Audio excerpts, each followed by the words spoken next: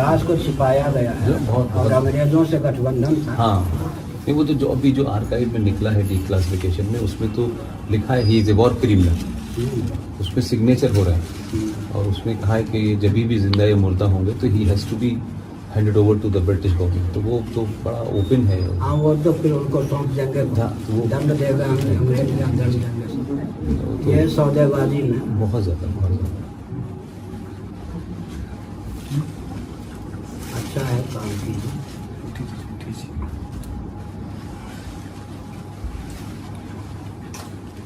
वो आज़ाद हिंद फौज बनाया है, जी जी, महिला भी होती चल बसी। जी जी जी जी। अभी भी उनके साथ में जो 5 लोग थे ना, अब 100 से ऊपर की उम्र हो गई है उनकी। हाँ बिल्कुल। तो 4-5 हैं अभी। तो पिछले बार जब हुआ था तो हम लोगों ने मिल करके, असल में वो विदेश से जो आए तो भारत में सहिष्णुता उतनी नहीं हो पाई कि उनको यहीं के नागरिक के रूप में अपना लो। सारी सामग्री उन्होंने सोचा कि भारत में स्वस्थ क्रांति नहीं हो सकती अंग्रेजों की दास्ता के कारण, इसलिए उन्होंने बाहर अपनी आज़ाद हिंद फौज आदि की रचना की। और भारत में जैसे ऊपर पैराडाइज क्या किससे उतरते हैं, पैराशूट से उतर जाते, वैसे उतरे। तो अंग्रेजों ने सहिष्णुता उत्पन्न नहीं होने, अंग्रेजों ने तो यहाँ तक कि जगदीश चंद्र बोस को दबाया। अगर वो बहन निवेदिता थी तो अंग्रेज विवेकानंद की शिष्या, वही जगदीश चंद्र बोस को साथ देती थी। वो आयु में जगदीश चंद्र बोस से 10 साल छोटी थी। जगदीश चंद्र बोस उसको माता कहकर पत्र लिखते थे। अंग्रेज तो ये भी नहीं चाहते थे जगदीश चंद्र बोस जो है वैज्ञानिक रूप में ख्याति प्राप्त करें। तो वो अंग्रेजों से गठबंधन सत्ता लोलुपता के कारण जो हुआ, सुभाष जी को मूल रूप में चमकने नहीं दिया। उसमें जो भारत में आईएनए की फोर्स रही, तो वहाँ तो लॉ पास किया हमारे यहाँ कि जो आईएनए के जितने भी सोल्जर्स होंगे हम उनको आर्मी में नहीं लेंगे, ये लिखित हो गया। लेकिन पाकिस्तान में इसका दूसरा असर हुआ, क्योंकि 12 साल मैंने वहाँ काम किया। पाकिस्तान में जितने भी आईएनए के सोल्जर्स थे उनको मेन लाइन आर्मी में जगह दी गई। हमारे यहाँ तो आज भी जो बचे हुए 4-5 हैं, उसको भी जब हम लोगों ने कहा कि राजपथ पे कम से कम उनका एक ख्वाहिश पूरी हो जाए, तो उसमें भी ब्यूरोक्रेसी ने इतना प्रॉब्लम क्रिएट किया। और आर्मी का बड़ा रेजनमेंट था इस पे कि ये तो मतलब जो है हम विद्रोहियों को मतलब हम एक तरीके से उनको सम्मानित कर रहे हैं। तो वो आज भी हमारे यहाँ फौज में वही एटीट्यूड है। तो ये जो कल परसों घोषणा हुई है, ये तो प्रधानमंत्री ने जरा ज्यादा सख्ती के साथ कर दी है ना। क्या ये कई सारी कहने की, जब उनका जो जन्मदिन होगा वो अब देश में पराक्रम दिवस के रूप में हर साल मनाया जाएगा। अनुकूल है या प्रतिकूल? अनुकूल है। अब जहाँ से चले हैं वहां से तो बहुत कुछ है, मतलब हम ये तो नहीं कह सकते कि सब कुछ है। लेकिन अब जैसे वो जाएंगे अक्टूबर में, पहली बार भी वो 21 अक्टूबर को गए। पहली बार देश में हुआ कि प्रधानमंत्री लाल किले पे जाके झंडा फहराया 21 अक्टूबर को। 21 अक्टूबर 1943 में उन्होंने भारत की आजादी की घोषणा की थी। 15 अगस्त 21 अक्टूबर को 21 नहीं, सुभाष बाबू ने तो राष्ट्रपति भी थे प्रकाश वो है। उसमें जो एक था कि कहते कि दुनिया के अपने मंत्रिमंडल बनाया, सब कुछ उसमें एक था कि 9 दुनिया के देशों ने, जिसमें सबसे पावरफुल देश था यूएसएसआर, मान्यता दी। लेकिन वो उसी कारण से जो उनका वो था, वो धीरे धीरे उसमें सब लोग मिले रहे लास्ट तक। तो कम से कम इस प्रधानमंत्री ने एक मिथ था बना हुआ कि सुभाष पे बात नहीं होगी। हमको एक प्रश्न का उत्तर दीजिए जी। बैठे हुए बहुत देर हो गए, ये तो बांटो कि अभी भारत इंग्लैंड की दृष्टि में स्वतंत्र है या उत्तर? इंग्लैंड की दास्ता स्वतंत्र भारत को कितने प्रतिशत प्राप्त है, इसका उत्तर दीजिए। इंग्लैंड के किसी डॉक्यूमेंट में, उनके संविधान में तो कहीं ये लिखा ही नहीं कि भारत को उन्होंने आजाद किया है। वही तो कह रहे हैं। ये तो आज भी हमारा संविधान भी यही कहता है, उनका भी जो प्रीएम्बल जो इंग्लैंड का, उसमें भी यही है। हमको तो दुनिया के किसी, मैंने तो उस पर इतनी रिसर्च की है 25 साल में, किसी डॉक्यूमेंट में नहीं लिखा कि भारत को आजादी मिली है 15 अगस्त 1947 को, कहीं लिखा ही नहीं। It's a transfer of power. और ये जो आपका संविधान है उसको आप कहिए, क्या कहते हैं कि it's a photocopy of government of India act 1935, उसकी टोटल कॉपी है।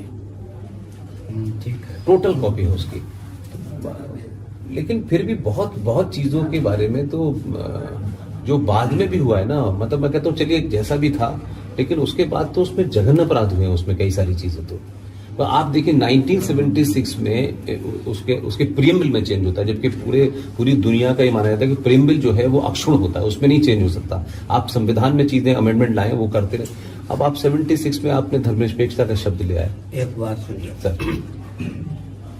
इंदिरा गांधी के शासनकाल में विपक्ष के वॉकआउट करने पर, सदन त्याग करने पर भारतीय संविधान के मूल उद्देश्य में सेकुलरिज्म में सोशलिज्म डाला गया या जी जी जी, मूल उद्देश्य में मैं प्रीएम्बल वही मैंने कहा, वो प्रीएम्बल मूल धारा मैंने नहीं वो प्रीएम्बल वो जो पहला है ना इक्वलिटी, वो से प्रीएम्बल उस प्रीएम्बल में डाला है। मैंने कहा प्रीएम्बल 14 या कितने हैं वो प्रीएम्बल में तो जस्टिस है, इक्वलिटी है, इस तरीके से कितने पॉइंट है? मेरा ख्याल है 9 पॉइंट है कुल मिला 9 या 14 देख लीजिए। उसमें दुनिया में कहीं बदलाव नहीं होता। उसमें किया ना, उसमें दोनों डाले उन्होंने, 3 शब्द तीसरा एक अखंडता डाली, वो तो शिष्टाचार में सोशलिज्म और सेकुलरिज्म ये इंदिरा गांधी ने मूल धारा में डाल दिए, संविधान में डाल दिए। तो विपक्ष के वॉकआउट करने पर उसमें क्लासिक ये है कि जिस कांग्रेस ने 76 में ये डाला, उसी ने 1993 के अंदर नेशनल कमीशन फॉर माइनॉरिटी बनाया, उसी ने 2006 में मिनिस्ट्री माइनॉरिटी बनाई। और हमने आरटीआई डाल के स्वामी जी उसको जब पूछा कि इसका बेसिस क्या है, मतलब क्या डेफिनेशन, आधार क्या है, तो आरटीआई ने कहा कि जब सरकार ने इसको अनाउंस किया था तो ये सिर्फ एक ऑर्डर से कर दिया है। अब उसमें क्या किया है कि जो 50,000 पूरे देश में 2011 की अगर जनगणना भी ले लें, और मैं बात कर रहा हूं आपसे 93 की, 50,000 पारसी हैं देश में। पारसी 1.5% सिख है, 1% कोई आपका वो है बौद्ध था उस वक्त, और 3% ईसाई थे, और 19% मुसलमान। तो हम अभी उस पर हम कंटेस्ट कर रहे हैं, हमने उस पर कोर्ट पे भी केस डाला है। हम कह रहे हैं कि आपने यूएनओ की जो डेफिनेशन है, जो यूएनओ ने बनाई थी कि जो भी लिंग्विस्टिक माइनॉरिटी होगी, जहां जबान कम, उनमें भी टोटल पॉपुलेशन की 1.5% को हम माइनॉरिटी मानेंगे। तो ना तो हमारे यहाँ वो विधान माना जा रहा है, न कोई भारत का माना जा रहा है। और आपने जो हज कमेटी ऑफ इंडिया बना हुआ है, ये बाद में पता चला कि इसको स्टेचुरी और वो पावर मिली हुई है, यानी उसके सारे पदाधिकारी पूरे देश में जो हज कमेटी के हैं उसको भारत सरकार से तनख्वाह मिलेगी। तो कुल मिलाकर के आपने 76 में सेकुलर किया, और फिर आपने 93 में आके उसको मुस्लिम एजुकेशन बोर्ड को बना दिया अलग से, आपने नेशनल कमीशन फॉर माइनॉरिटी अलग से बना दिया। और जो सबसे ज्यादा खतरनाक है, जिसमें मैं समझता हूं कि आप भी अगर शायद उसको कहेंगे तो आपके मुंह से ज्यादा उसका असर होगा, एक एक्ट था 1923 के अंदर, फिर 1956 में अमेंड किया गया। अभी हमारे आजाद भारत में 2 बार उसमें गड़बड़ हुई है, एक 1993 में हुई है नरसिम्हा राव के जमाने में, और एक हुई है 2013 में मनमोहन के। वो है वक्फ प्रॉपर्टी एक्ट। वो तो इतना खतरनाक है कि उसमें जो प्रावधान संसद ने दे दिए गए हैं कि अगर वक्फ प्रॉपर्टी बोर्ड के लोग इस जगह को कल आके ये कहें कि ये वक्फ की प्रॉपर्टी है, तो वो आदेश देंगे, and that order has to be ओबे by the district magistrate, and district magistrate has to comply this के उसको खाली कराए कि ये वक्फ बोर्ड की प्रॉपर्टी है। आपको फिर अधिकार ये है एज ए मालिक होते हुए कि आप फिर वक्फ बोर्ड की प्रॉपर्टी का जो कोर्ट है उसमें जाके अपील करें और फिर हाई कोर्ट में जाए। तो इतना भयानक है कि जो टोटल आज के डेट में भारत की धरती है, उसकी सबसे बड़ी लैंड एरिया जो है वो रेलवे के पास है, नंबर 2 डिफेंस के पास है, नंबर 3 वक्फ बोर्ड के पास है। मतलब उसमें ऐसे, मतलब सेक्शन 40 तो इतना खतरनाक है कि चुपचाप से कर दिया है, पता ही नहीं चला किसी को। मतलब मनमोहन ने तो जो 1995 का था उसको और मजबूत बनाया, यानी संसद ने अधिकार दे दिया उसको, बिल्कुल एकदम खुली छूट है। तो ऐसा है कि 35वीं धारा क्या कहती थी संविधान? जैन बौद्ध सिख हिंदू परिभाषित किए गए थे। 25वीं धारा में जैन बौद्ध सिख हिंदू परिभाषित किए गए थे। धीरे धीरे इन्होंने अपने आप को अल्पसंख्यक घोषित कर दिया टीओ में आकर। अगर पहले यही कदम हो, जैन बौद्ध सिखों को, एक बट का पेड़ है बरगद का, एक डाल काट दें डाली, तो डाली तो सूखनी ही है, डाल तो सूखनी है, वृक्ष कुंड होना है।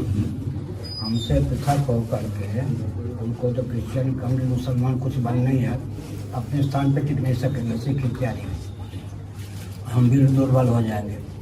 अगर जैन बौद्ध सिख के जो संचालक हैं, नियामक हैं, विवेकी भी हैं, उनसे संपर्क करके उस धारा में संशोधन जो है वो हमारे लिए, आपके लिए विप्लव है। कल्पना कीजिए जैन बौद्ध सिख भी भारतीय संविधान की 25वीं धारा जो मौलिक है इसके अनुसार हिंदू हो जाते हैं तो जनसंख्या की दृष्टि से विश्व में दूसरे स्थान पर होंगे हिंदू, या तीसरे स्थान पर, या पहले स्थान पर? दूसरे स्थान पर आ। इसके लिए कुछ कदम। और रह गई बात हमारी, तो मेरे सामने 60 वर्ष हो गए भावावेश में। 1960 में ही हुआ था सर बाबा, 1960 में 60 वर्ष हो गए। मेरे सामने गोरक्षा का अभियान चला, मेरी आंखों के सामने गोली चली 66 7 नवंबर 1966। जी जी जी जी। और 100 व्यक्ति मारे गए, जी जी। 1400 कितने मेरी आंखों के सामने। अच्छा, गंगा का अभियान भी मेरे सामने चला है। गंगोत्री से लेकर गंगा सागर तक जो भी अभियान चला है मेरे सब परिचित, वो दिशाहीन। गंगा को मनमोहन सिंह ने क्या किया, राष्ट्रीय नदी घोषित कर दी, सिंधु प्रसाद आदि के मुँह बंद कर दिए। और गंगा जब विकृत होती गई मुँह सबका बंद कर दिया मनमोहन सिंह ने। अब मेरे सामने राम जन्मभूमि की योजना भी चली, कम से कम 66 से लेकर अब तक गंगा का अभियान, श्री राम जन्मभूमि का अभियान, गोरक्षा का अभियान, तीनों में दिशाहीनता की पराकाष्ठा हो गई। अब मूल चीज है कि एक एक समस्या को लेकर अगर युद्ध करेंगे तो हमारे पास सैनिक कम और मुझसे अधिक होंगे। मूल समस्या क्या है? व्यासपीठ हम लोग जहाँ हैं उनमें दिशाहीनता, व्यासपीठ में दिशाहीनता और शासन तंत्र में दिशाहीनता। मैं स्वस्थ क्रांति के लिए 2 मिनट बोल रहा हूँ। 2 व्यक्ति ही स्वस्थ क्रांति लाने के लिए पर्याप्त होते हैं, बाकी तो सब जुड़ जाते हैं। हिरण्यकशिपु जैसा अत्याचार तो आज नहीं है, इतना तो मानना पड़ेगा। अपने बेटे को भी नहीं छोड़ा तो दूसरे को क्या। लेकिन वहाँ देवर्षि नारद क्रांति के स्रोत थे या नहीं, उसी के बेटे को आगे कर दिया। अपनी माँ के घर में जब था प्रहलाद, उसको उपदेश दे करके आत्म बम बना दिया था घर में ही। देवर्षि नारद ने स्वस्थ क्रांति को उद्भाषित की, एक उचित शासक प्रहलाद को बना के तैयार कर दिया। हो गया ना, 2 व्यक्ति से क्रांति आ गई। उसके बाद भागवत पढ़िए, भृगु जी, उन्हें राजा बेन को निरस्त कर दिया ओंकार के द्वारा। उसका जन्म जो हुआ था पुत्रेष्टि वैष्णव तेज बेन के शरीर में था। योग विधा से मंथन करके जैसा राजा चाहिए था पृथु के रूप में, जैसी रानी चाहिए थे प्रकट कर लिया। व्यासपीठ की देन हो गई। उसके बाद स्वस्थ क्रांति को किसने? वशिष्ठ जी ने। रावण जैसा दुर्दांत था, लेकिन वो भगवान राम को प्रकट करने की विधा अपनाई, राम जी को आगे कर दिया। वशिष्ठ जी और राम जी हो गए, एक ब्राह्मण एक क्षत्रिय ने संकेत किया। उसके बाद व्यास जी आए, कंस था, दुर्योधन था, उधर भगवान श्री कृष्ण को प्रकट किया और इधर युधिष्ठिर जी को आगे कर दिया, 5 पांडवों को। इसके बाद भगवान शंकराचार्य सुधन्वा, बौद्ध सम्राट सुधन्वा को सनातन सम्राट बना करके बस शासन जैसा चाहिए था बना दिया। उसके बाद थोड़ा विचार करें तो नवरत्न और विक्रमादित्य, फिर चाणक्य और चंद्रगुप्त, फिर समर्थ रामदास और शिवाजी। 2 हमारे स्वस्थ क्रांति, एक व्यासपीठ से संबद्ध व्यक्ति और एक शासन तंत्र से संबद्ध व्यक्ति। 2 व्यक्ति का सैद्धांतिक सम्मेलन हो जाए। अब अंतर है, आप प्रश्न कर सकते हैं, कहे कि सब राजतंत्र में जो विकृति थी उसको शोधन करने का प्रकरण। अभी भारत में कहने को प्रजातंत्र है, लोकतंत्र है, इसमें वो प्रक्रिया कैसे क्रियान्वित हो सकती है, उसका प्रकार क्या, इस पर चिंतन करना चाहिए। हमने स्वस्थ क्रांति सतयुग से लेकर अब तक बताया 2। एक वो व्यासपीठ क्रांति वही ला सकती है। शासन तंत्र दिशाहीन हो तो किसी दूसरे शासन तंत्र उसको चुनौती नहीं दी। हिरण्यकशिप के शासन तंत्र को वो तो इंद्र भी कांपते थे उसके नाम से। हिरण्यकशिप के शासन को चुनौती दी तो नारद जी ने, व्यन के शासन तंत्र को चुनौती दी तो भृगु जी ने, ऐसे रावण के शासन तंत्र को चुनौती दी तो वशिष्ठ जी ने, कंस दुर्योधन के शासन तंत्र को चुनौती दी तो वेदव्यास जी ने, और बौद्धों के शासन तंत्र को चुनौती दी तो शंकराचार्य जी ने। ऐसे मैंने बताया शासन, कोई शासक शासन तंत्र को चुनौती देकर समर्थ नहीं होता, वो व्यासपीठ के पूर्वाधार का दायित्व होता। तो हम अपने दायित्व को समझते हैं, भगवान से प्रार्थना करते हैं, और हम आप जैसे व्यक्ति